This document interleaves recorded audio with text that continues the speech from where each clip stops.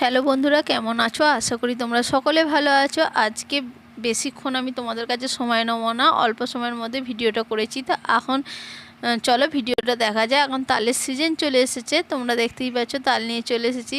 তো এই তালের আমি আজকে ফুরুলি আর মালপোয়া করব। তো প্রথমে তালটাকে ভালো করে ছুলে নেওয়া হচ্ছে। ছুলে নেওয়ার আগে আমি বলে দিচ্ছি, অনেকেই সাবধানে করে ছুলবে, কেন হাতে চোঁচলে ঢুকে যেতে পারে। তাই আস্তে আস্তে করে সাবধানে ছুলে ভালো করে মাখাবে। আর ভিডিও শুরু করার আগেই তোমাদেরকে বলছি, আমার ভিডিও যদি ভালো লাগে অবশ্যই শেয়ার, কমেন্ট আর লাইক দিও। আর নতুন বন্ধুরা সাবস্ক্রাইব করতে ভুলো না। তো দেখো তালটাকে ভালো করে মাখিয়ে কাঠটাকে বার করে নেওয়া হচ্ছে। তো এরপরে কাঠটাকে বার করে আমরা ভালো করে ফুটিয়ে নেবো। তো দেখো তাল ফোটার সময় কিন্তু চারদিকে ছিটাবে আর লেগে যাওয়ার ভয় আছে, তাই সবসময় নাড়িয়ে নাড়িয়ে তালটাকে ফোটাবে। এরপরে আতপ চাল আমি ভালো করে ভিজিয়ে শুকনো করে গুঁড়ো করে নিয়েছি। তো তালের সঙ্গে কত কি মেশাতে হচ্ছে দেখো, তারপরেই তালের ফুরুলি খেতে ভালো লাগে। তো চাল গুঁড়ি দেওয়া হবে, সুজি দেওয়া হবে আর ময়দা দেওয়া হবে, সামান্য পরিমাণে চিনি দেওয়া হবে। তোমাদের স্বাদ অনুযায়ী চিনি দিতে পারো, নাও দিতে পারো। অনেক সময় তাল মিষ্টি হয়, তো তার জন্য চিনি নাও দিতে পারো। আমি এখানে দিয়েছি সবগুলোই। তো ভালোভাবে নাড়াতে হবে। তো ভালো করে না ফেটালে ফুরুলিগুলো ফুলবে না, অনেকক্ষণ ধরে ফেটাতে হয়।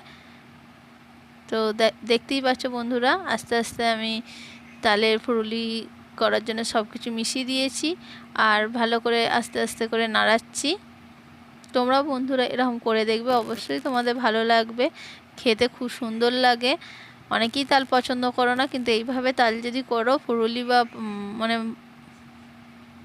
মালপোয়া, তাহলে তোমাদের অবশ্যই খেতে ভালো লাগবে। দেখো আমি একটা একটা করে তালের ফুরুলিগুলো তেলের মধ্যে ভেজে নিচ্ছি আর লাল লাল করে হয়ে যাচ্ছে ফুরুলি ভাজা, দেখি এখনই খেতে মন যাচ্ছে। দেখো কত সুন্দর হয়েছে রঙগুলো, এরকমই রঙ হয় বুঝলে তো। তো চলো এরপর আমি কিন্তু মালপোয়া করব, এরকম করে তেল থেকে উঠিয়ে রেখে দিলাম। তো মালপোয়া করার আগে আমি সুজি ভিজিয়ে রেখেছিলাম চিনি দিয়ে। তারপরে এই চিনির মধ্যে একটু করে তালের কাদ দেবো। সেই কাদ ভালো করে নাড়াতে হবে, ভালো করে গুলিয়ে নেওয়ার পরে যদি নরম থাকে তারপরে আবার দিতে হবে। তো এর মধ্যে সেম জিনিস সুজি দিতে হবে, আটা দিতে হবে আর একটু চালের গুঁড়ি দিতে হবে। যদি পাতলা হয়ে যায় তাহলে তোমরা আর একটু তাল দেবে, যাতে একটু ঘন হয়। ঘন না হলে এটা মালপোয়াটা ফুলবে না। এটা আমি মালপোয়া করছি, আগেটা ফুরুলি হয়েছে, এরপরে মালপোয়া।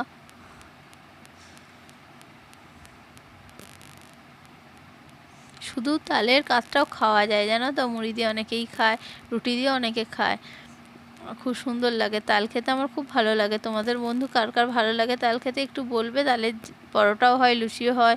এরপরে আমি লুচি বা পরোটা করলে তোমাদের অবশ্যই ভিডিও দেখাবো।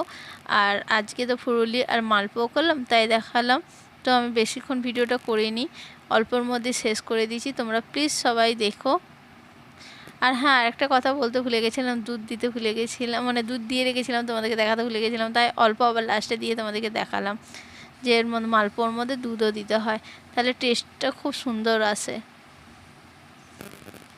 দেখো কত সুন্দর হয়ে গেছে। এরকম করে করবে যাতে না পাতলা হয় না মোটা হয়। এরপরে একটা একটা করে মালপোয়াগুলো ভাজবে তেলের মধ্যে, আর খুব সুন্দর, কি সুন্দর গন্ধ আসছে এখানে। তোমরা যদি এখানে থাকতে তাহলে বুঝতে পারতে। আর খুব সুন্দর হয়। দেখো একটা একটা করে ভাজতে হবে আর লাল লাল হয়ে ভাজা হয়ে যায়। আর তালের মালপোয়াটা আর তালের ফুরুলির সত্যি খুব নরম হয়েছিল। তো দেখো বন্ধুরা এরকম করে একটা একটা করে ভাজছি, দেখো লাল হয়ে গেছে, তো খুব সুন্দর লাগছে দেখতে।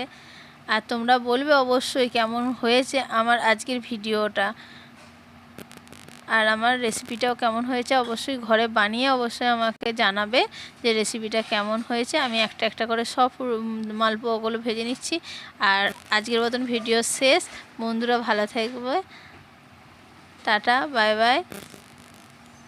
আর হ্যাঁ বন্ধুরা, সবাই সবার পাশে থেকো, অবশ্যই এরকমভাবে পাশে যদি থাকো সবাই এগিয়ে যেতে পারবে। আর আমার পাশে থাকার জন্য তোমাদেরকে অসংখ্য ধন্যবাদ। তো চলো টাটা, বাই বাই, তোমরা দেখতে থাকো আমার ভিডিও।